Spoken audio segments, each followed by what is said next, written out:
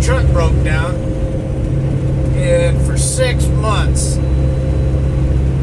it's been in and out of the shop, and I have just been having a nightmare with it. But that's fixed now, finally, 6 months later.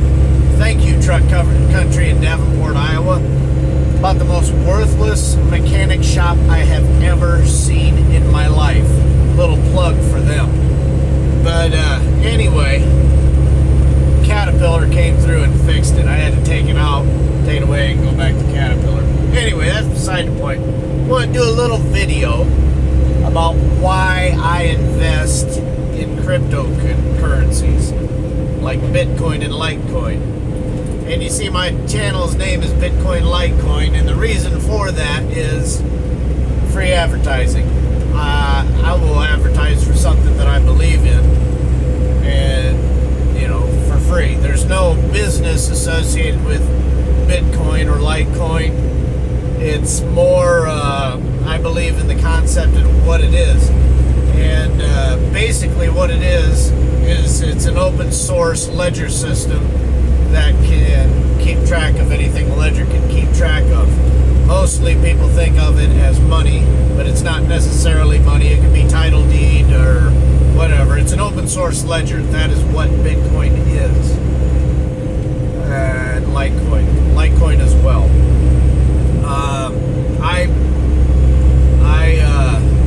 I prefer Litecoin more than any other cryptocurrency right now, because I think it's the best deal around. And, you know, people can agree or disagree with that, and that's fine. But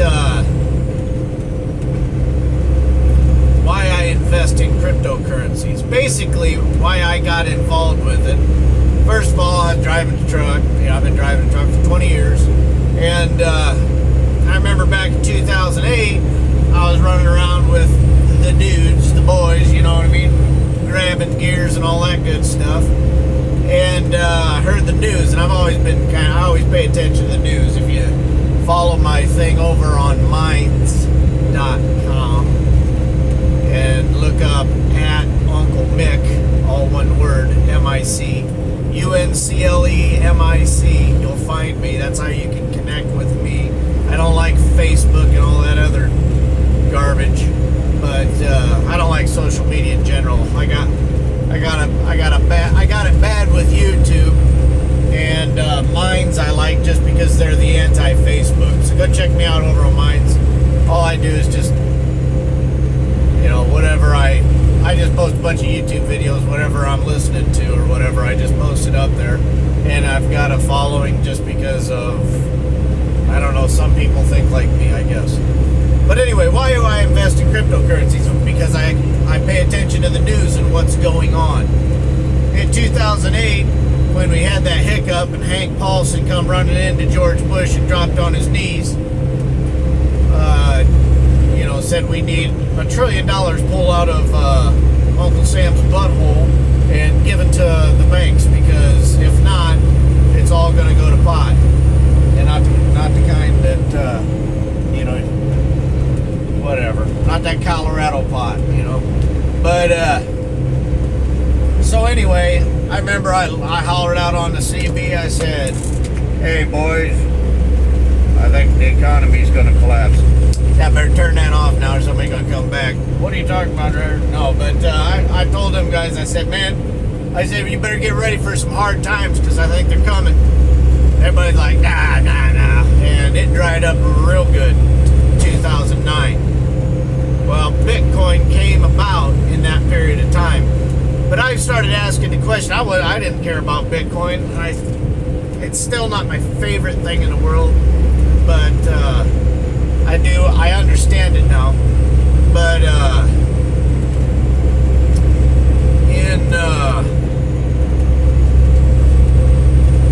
so I basically started asking the question, how in the world can this guy walk into George Bush's office and drop to his knees and say, I need $1 trillion?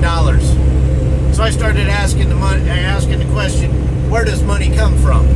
like many people, like many of you probably did, probably about the same time. I think there was a social awakening going on. Anyway, long story short, I figure you can figure that out. You know how money's made. It's not, it's really pulled out of Uncle Sam's butthole. But, and that's not cool with me.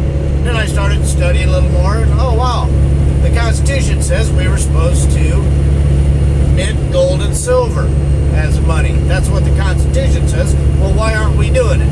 Blah, blah, blah. So I became, I started saving my money in silver mostly, gold and silver. Well,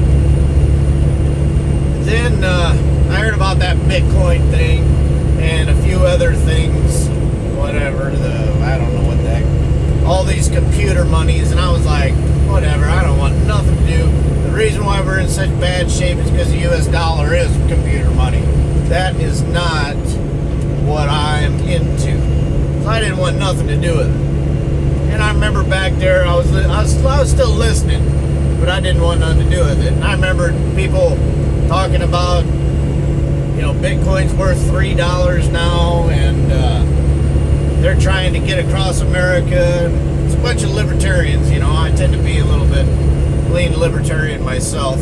Small L, not capital. Gary Johnson or whatever is, he's just another hack. But I was a big Ron Paul guy. It took me a while to come around to him, but my nephew, he turned me on to him. Thank you, AJ Brown Imaging. And a little more free advertising. If you need photos for your business, AJ Brown Imaging is the place to go. I think he's in Moline, Illinois. But my nephew, call me Uncle Mick because I got a lot of nieces and nephews. But so that was kind of my feeling on Bitcoin, was I'm not interested.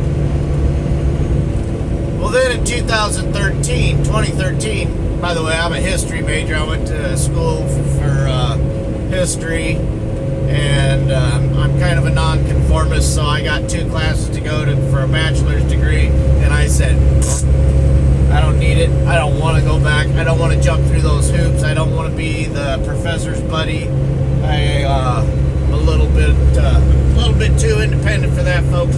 Sorry, I'm not going for it. I'd rather drive a truck and be out here with the sun glaring in my face, making me look whiter than I actually am. But anyway, so 2013, FinCEN, financial crimes, something, FinCEN is what they call them. There was a hearing on the Senate in November, I think, November of 2013. You have to look it up if you're interested, you want to watch it. I ain't going to put a link anywhere because, well, maybe I will. Look down in the description. If somebody else finds it, post it in the comments. But 2013 in November, there was a Senate hearing on cryptocurrencies, i.e. Bitcoin, i.e. that is, in effect, whatever, sorry. Sometimes I get my nerd on, right? But, so I listened to that. I paid attention, C-SPAN. Hey, man, that's good television watching right there, buddy. But I watched that, and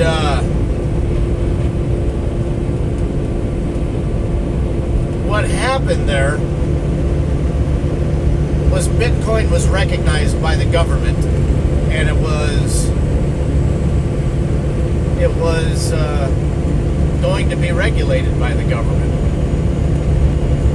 And when I heard that, I go back to my history major stuff. I remember back in the Civil War, I think the French traded with the South, and that gave the South legitimacy. Like Palestine right now is being recognized by the UN or whatever. One of them freaking insane organizations that are for world government, is recognizing Palestine. Well, that gives Palestine legitimacy. You see, when France traded with the South, traded with cotton for the South during the, they were trading with the Confederate States. Okay, so that gave them, they made deals with the Confederates. So that gave them legitimacy in the eyes of the world. So basically that November 2013 Senate hearing on cryptocurrencies gave Bitcoin legitimacy. And I said, why is this happening? Because normally they just knock doors down and, stick guns in their face and, throw people in prison, to protect freedom, for freedom's sake. But that's normally what they do. And so I said, what's going on here with this Bitcoin thing? So then I started paying attention. Now, at that time, when that happened, man, the price just started shooting up. And I think I looked at it. I started looking at it. You probably look back into history of 2013, and that's the big spike on the chart. And what was going on, people said it was something about Greece or something. Maybe that's when the whole Greece thing was going on. Maybe that started it. I kind of doubt it. I think what happened was, they knew that this hearing was coming up, and the government people started buying it. I think that was more, because that's what I was listening to. When that came out, I was like, holy cow, man. The American government just recognized Bitcoin, and it's going to be regulated. It was like, holy cow. And those DC people had inside information of that hearing coming up, and they knew what was going to be said. That was a little bit of a scare tactic for the people. Hey, you can do this Bitcoin thing, but hey, we're going to come and get you if you don't pay your taxes on it. Okay? So I paid attention. So I said, well, you know what? And I knew what Bitcoin was at that time. I really started paying attention then. And I understood that it's a deflationary currency. Now, I have done nothing but lose money. Well, I can't say that.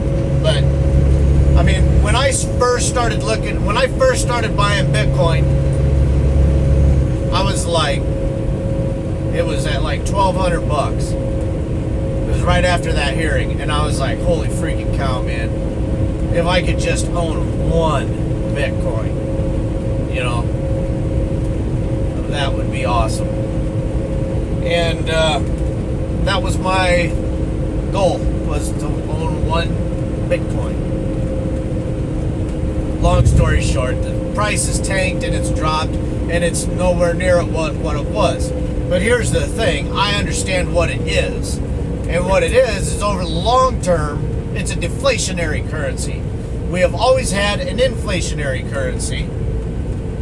And cryptocurrency is deflationary by design. Bitcoin is, anyway. Bitcoin and Litecoin. And what's this Litecoin thing? Well, as soon as you start studying about Bitcoin, it doesn't take you long to hear about Litecoin. And Litecoin is, some people think it was the second cryptocurrency made. It wasn't actually the second, it was more like the seventh. But it's always kind of been number 2 behind Bitcoin. And I like Litecoin because I think Bitcoin needs Litecoin, because you hear people say, how much is a Bitcoin worth? Some people say nothing, and some people say millions of dollars or infinite, and I think everybody's right. What is a Bitcoin worth? Well, it ain't worth too much if you gotta blow your nose and you ain't got a Kleenex.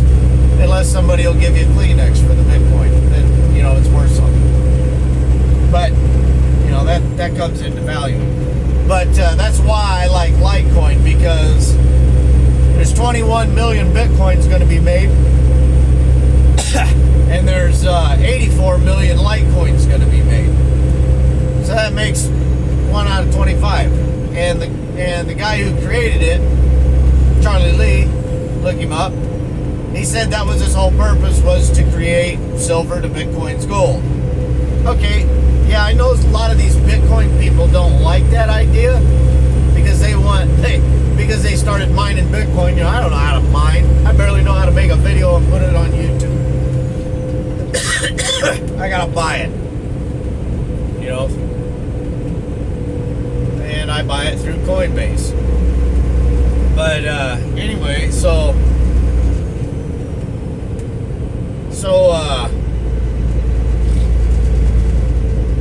I like the idea of Litecoin. I'm a gold and silver bug. If it has the attributes of money, it's more than money. It's a ledger. You have to understand that it's not just monetary stuff. It is actually a ledger.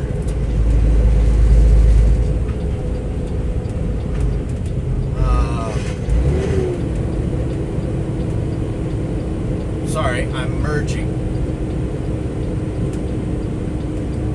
Kind of. But anyway, so I got, long story short, why do I invest in it? I invest in it because it's a deflationary currency. I don't care that Litecoin was at $40 when I bought my first Litecoin, and now it's only worth $4.50 right now, I think, $4.50. Doesn't matter that it's lost all that money because I understand what it is. So you use basic principles of investing, dollar cost averaging, buy low, sell high. And I don't buy and sell. I buy and hold, and I forget about it. I'm working. I save money. I don't want to save money in the dollar to where I'm going to pay $2.50 for fuel today and then pay $5, in a year from now. I don't want to save in a currency like that. I want to save in one that's going to be like, okay, yeah, it's $1.50 today, and next year it'll be $1, and then next year it'll be 10 cents, and then the year after that. That's what a deflationary currency is, and that's what Bitcoin is. And if you don't understand that, I'm sorry. I mean, it could fail. You could lose everything. I mean, I don't invest a lot of money in it, but I only invest what you can afford to lose, But I don't see it going anywhere. It's been around since 2009. I think it was created out of the reaction. I think whoever created it, and I don't care who created it, whoever created it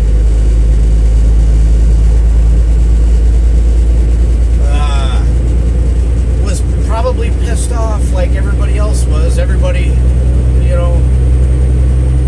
and he said, you know what, I'm making this Bitcoin stuff, or whatever.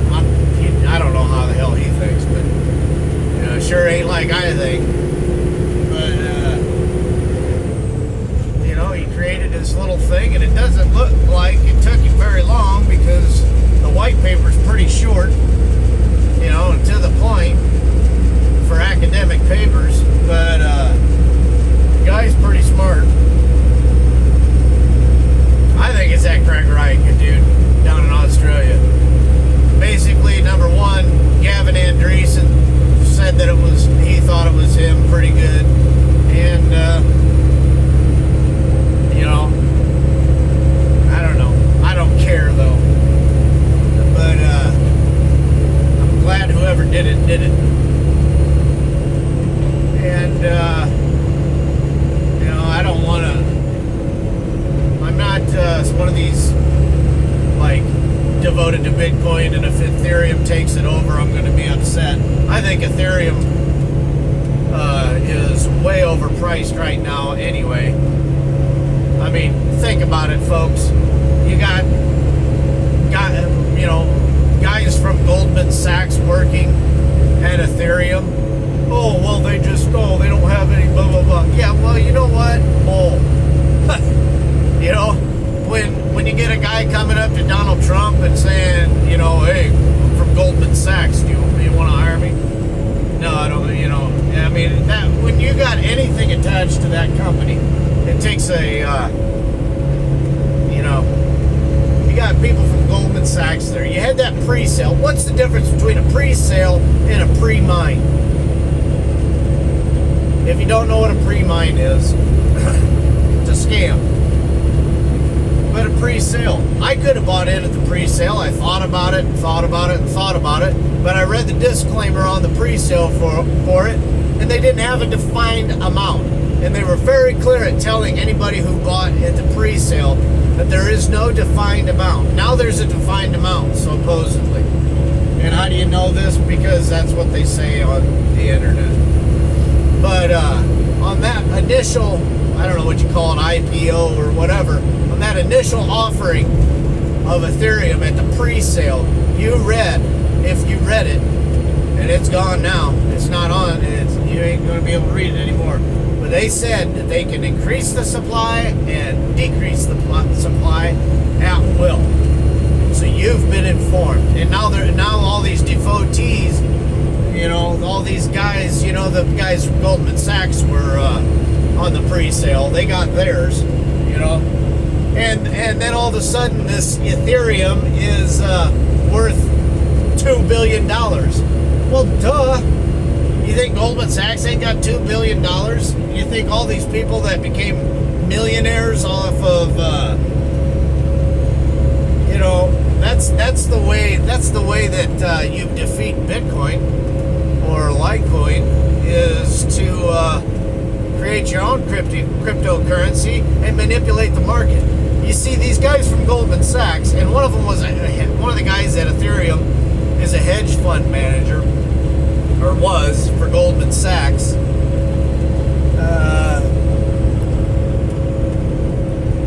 Sorry. Are we still going? Yeah. Got a phone call there. But, one of those guys from Goldman Sachs is a hedge fund manager. They know how to manipulate markets. That's what these guys do. And they're at Ethereum, and people are rushing in. I mean, full disclosure, I own some Bitcoin, I own some Litecoin, and I own some Ethereum. And,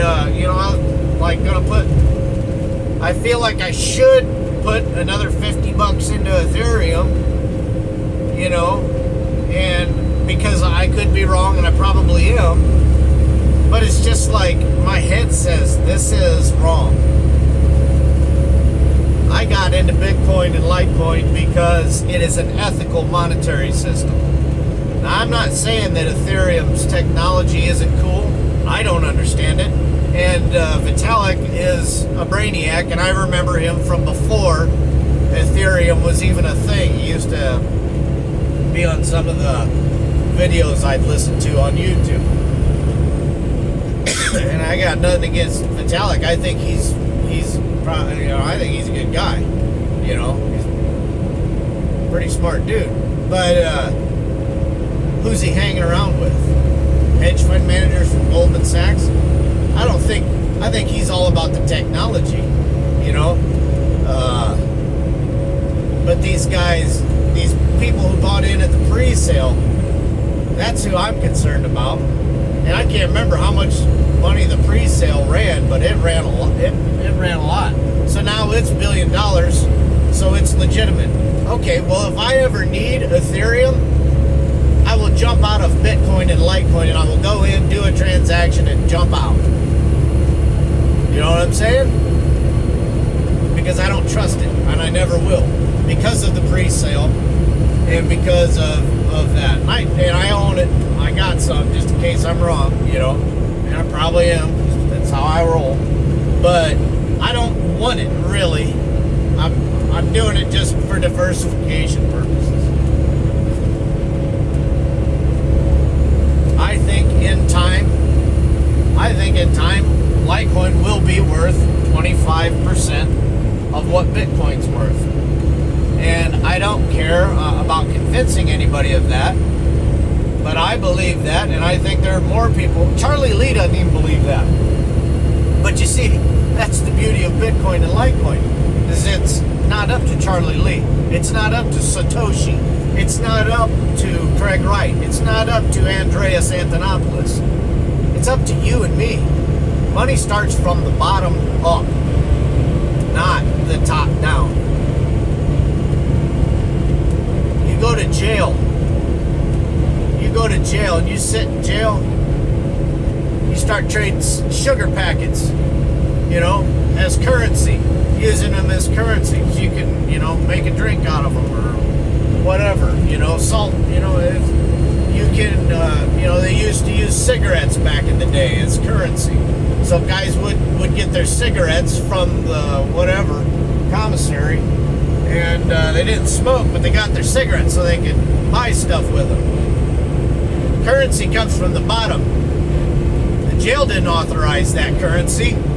Currency is illegal in jail, right? But it starts from you and me. It starts from the bottom.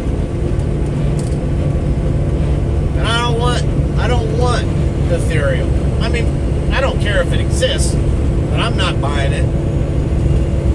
I'm not buying it.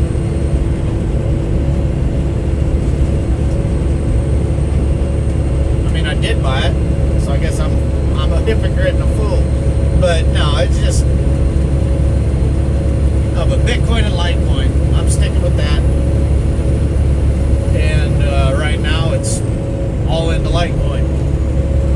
And if I'm the only one that owns Litecoin and I end up owning a million of them or 2 million of them or 20 million of them, if it goes down to 15 cents